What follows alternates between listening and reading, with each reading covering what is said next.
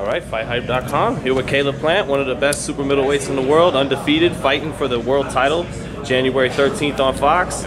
First of all, I mean, how's that feel fighting on Fox in front of what's probably going to be a bigger audience than you would have had on Showtime? It's exciting, you know, to be part of such a big deal that PBC put together. I know there's going to be a lot of eyes on this fight night, and to me, it just makes me all the more comfortable. Some people, I feel like they're a little timid of the lights, they're a little timid of being on TV in front of people, but I feel like the bigger that is for me, the smaller the moment is for myself. So I'm excited. I think when people watch tape of you, they see that you have the skills to very well beat Uzcategui, but I think the question is, with only going 12 rounds once, and Uzcategui fighting several championship level fighters, will your inexperience and inactivity, is that going to stop you from beating him for 12 rounds? Yeah, definitely. That's the question everybody's wondering and waiting on. And the great thing about boxing is we're going to get to find out. So, you know, he stepped up, he fought Matt Korobov, a decently slick boxer who doesn't have the range or the height that I do. And then he fought Andre Durrell, who's, you know, been a little bit past his prime and, you know, not exactly the best matchup for someone like a strong, rough, rugged Jose who keeps coming forward. I'm not old. I'm not mentally worn down. I'm not mentally weak. I do have the mental fortitude. But I can sit here and tell you guys everything that I think, just like Jose can sit there and tell you everything he thinks. You guys have certain questions of your own. The only way to find out is come January 13th. So. Now, Uzcategui, you were supposed to fight him this summer, and then you did your hand injury. Yeah. Do you think the extra time benefits you overall? Because it's been a little while, I think since March since you've been in the ring. Yeah. Actually, I was in the ring last February. So once fight time rolls around, it'll almost be right at a year that I've been out. Some people would look at that as a bad thing, but me, myself, I don't expect there to be any ring rust whatsoever. I've been in the gym. You guys see me around, I stay in the gym, I've been here nonstop, and when I hurt my hand, it wasn't just an opportunity for me to rest or sit on the sidelines and watch everyone else. I used that opportunity for a time to get better, you know. I used that, I tried to use my time wisely. I didn't just want to sit around and wait for things to get ramped back up. I stayed in the gym, I stayed in the weight room, I worked on things, trying to tighten up and sharpen a few tools, and come January 13th, I think you guys will see what we've been working on. And Uzcategui has kind of hung out in Vegas a lot. What do you think of him? Because I see there's been a lot of trash talking.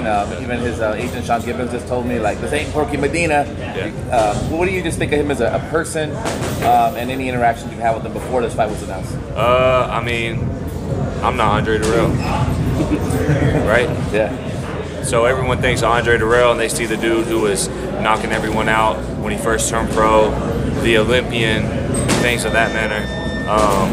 People who really know boxing know there's a lot more to it than just that Andre Durrell as time has went on. So he's right. He's not Porky Medina. He's Jose.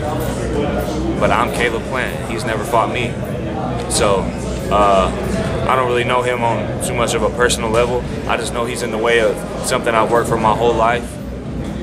Something that I've, you know, sacrificed a lot for. Something that I've lost a lot working towards trying to get. And this is not just my career, it's not just my job, this is my life. So anyone in the way of that, it's kind of personal to me. Not to the point where I'm going to just bash him and be super disrespectful, but this is personal to me. Boxing is a personal sport. So we're gonna figure out all the answers soon. This is Dante's Boxing Nation, man. I've been watching you for a long time, man. You're a true warrior indeed, man. And you've been working very hard. Every time I see you, you've been working hard. What is this specific victory going to mean to you and for your career? And is this the biggest fight of your career? Absolutely.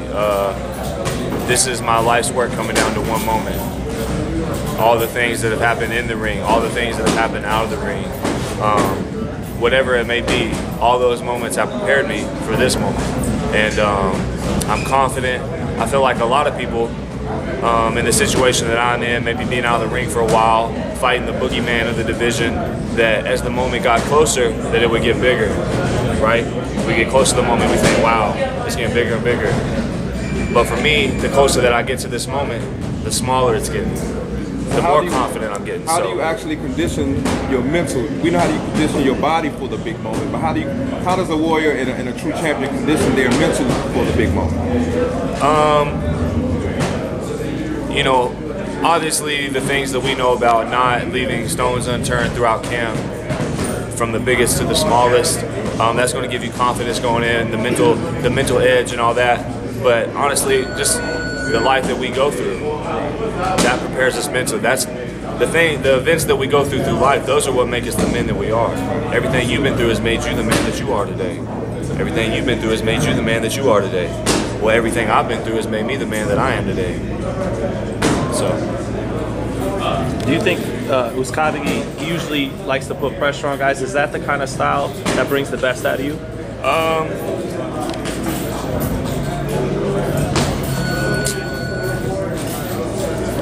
This is a stylistic matchup, you know. It's the what people, at least on paper, what it seems like is it's the bull versus the matador. Right. And anytime that there's a stylistic matchup like that, then it's basically a test of will. Who can impose their will on the other one? And I think that type of stylistic matchup is going to bring the best out of both of those fighters. So at that point, it's just who's going to impose their will on the other one.